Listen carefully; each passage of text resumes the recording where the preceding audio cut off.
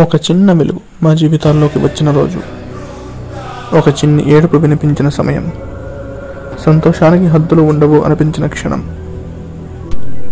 అప్పటి నుండి ప్రతిరోజు ప్రతి పూట అందరి హృదయాలను, అందరి ఆలోచనలను ఆక్రమించడం మొదలుపెట్టాడు. ఏడుస్తున్నా, నవ్వుతున్నా, ఆడుకుంటున్నా, నిద్రపోతున్నా, ప్రతి నెల తనలోని కొత్త వ్యక్తిని పరిచయం చేస్తూ ఉంటాడు. ఒక్కోసారి థోర్లాగా పవర్ఫుల్గా మారుతాడు, ఇంకోసారి సింబాలాగా రాయల్గా కనిపిస్తాడు. ఎప్పుడు ఏదో కనిపెట్టాలని షెర్లాక్ హోమ్స్గా ఆలోచిస్తాడు. ఎప్పటికైనా ఆకాశాన్ని అందుకోవాలని ఆస్ట్రోనాట్గా ప్రయత్నిస్తాడు.